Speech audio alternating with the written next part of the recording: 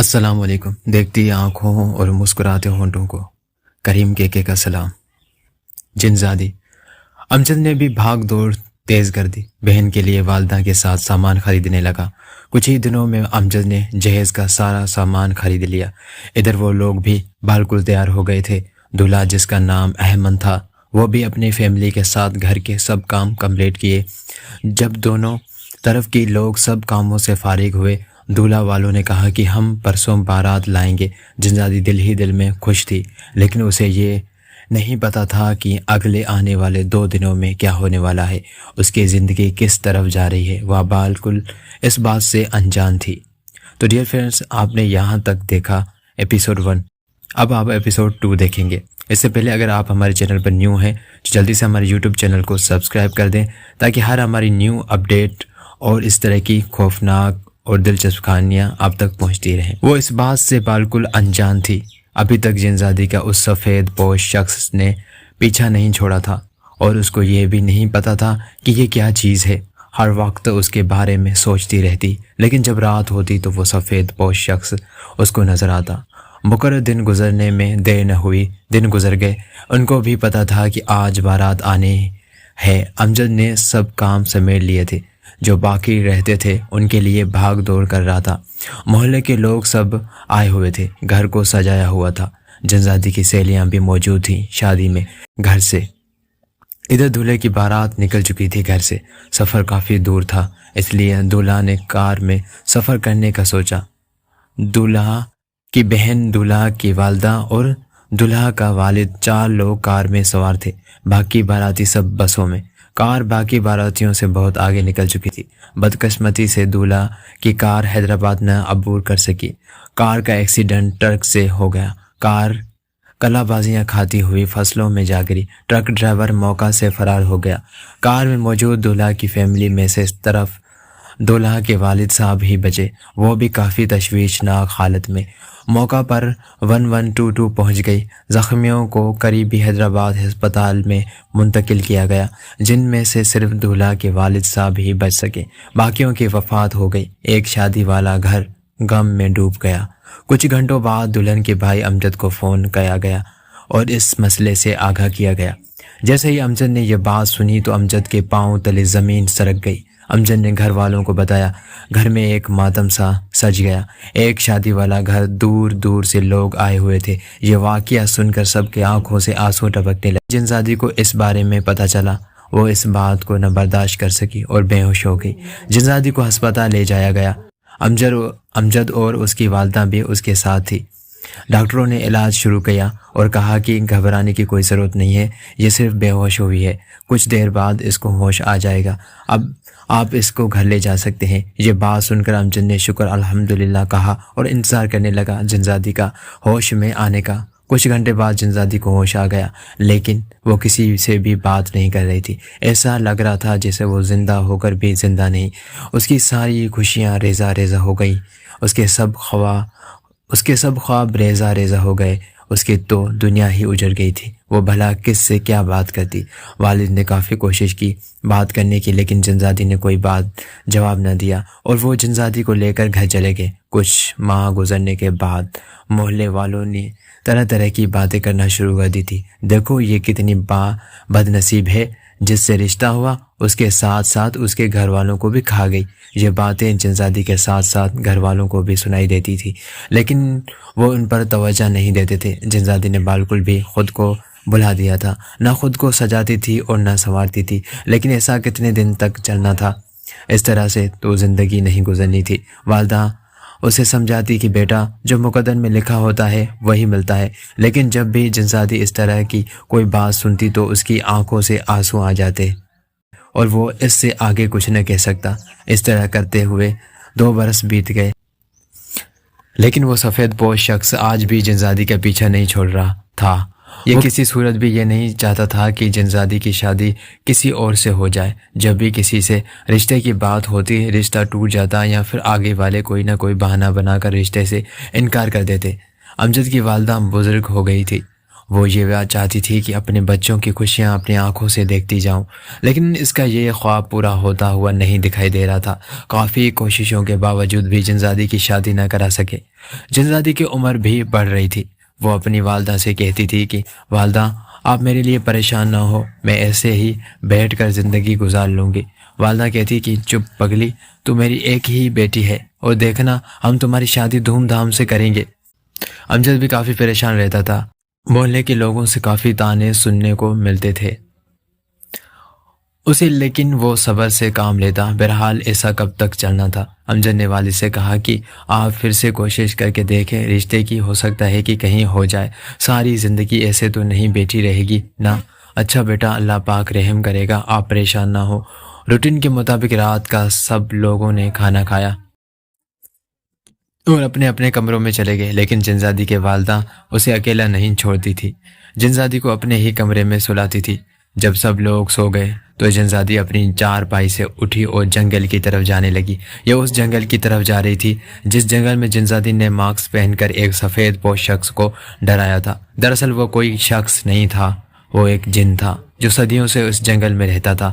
اس نے نہ کبھی کسی کو پریشان کیا اور نہ کسی کا نقصان کیا، وہ اپنی زندگی میں خوش رہتا تھا۔ پھر اچانک سے اس کی زندگی میں جنزادی آئی۔ اس وقت ہی اس کو احساس ہوا تھا کہ اب میری زندگی مکمل ہوئی، میری منزل مجھ تک پہنچی۔ جب خود کی منزل اس کے پاس چل کر آئی تو اس کو اور کیا چاہیے تھا، لیکن جنزادی اس کو ڈرا کر وہ فوراً وہاں سے بھاگ نکلی تھی۔ اس لیے وہ اس کے گھر آتا تھا لیکن اس سے بات نہیں کرتا تھا۔ اسے پتا تھا کہ اگر میں نے آواز نکالی تو وہ ڈر کر بھاگ جائے گی، اس لیے اسے کچھ بولنے کا موقع ہی نہیں ملا۔ وہ طرح طرح کے موقع ڈھونڈتا تھا لیکن اس کا نصیب اس کے ساتھ نہیں دے رہا تھا۔ اگر وہ چاہتا تو ایک ہی دن میں بات کر لیتا، لیکن وہ کسی کو بھی نقصان نہیں پہنچانا چاہتا تھا۔ جب جنزادی کی شادی طے ہو گئی تو اسے بہت غصہ آیا، اس لیے اس نے دولہا کی گاڑی کو کلٹی کر دیا تھا۔ وہ یہ چاہتا تھا کہ یہ یا تو جنزادی میری ہو یا پھر کسی کی بھی نہ ہو۔ جنزادی جب اپنی چارپائی سے اٹھ کر جنگل کی طرف جانے لگی، اسے بالکل بھی معلوم نہیں تھا کہ وہ کہاں جا رہی ہے۔ اسے یہ بھی نہیں پتا تھا کہ وہ چل رہی ہے، وہ بالکل نیند میں تھی، لیکن وہ چل کر جنگل کی طرف جا رہی تھی۔ وہ ابھی محلے کی گلیوں میں ہی جا رہی تھی تو اس کی والدہ کی اچانک آنکھ کھلی۔ دیکھا تو جنزادی چارپائی پر موجود ہی نہیں۔ اس نے فوراً سے امجد کو آواز دی، امجد بیٹا یہاں ہے۔ امجد فوراً اپنے کمرے سے اٹھ کر والدہ کے کمرے میں آ گیا اور بولا، جی والدہ کیا ہوا؟ والدہ نے کہا، بیٹا جنزادی یہاں پر نہیں ہے، کہاں گئی؟ امجد نے کافی پریشان ہوا اور کہا کہ کہاں جا سکتی ہے؟ والدہ نے کہا، مجھے نہیں پتا، چلو دیکھتے ہیں کہاں گئی۔ امجد کے دل میں خیال آیا کہ کہیں وہ سفید پوش شخص اور جنزادی جنگل کی طرف نہ گئی ہو۔ وہ فوراً جنگل کی طرف بھاگا۔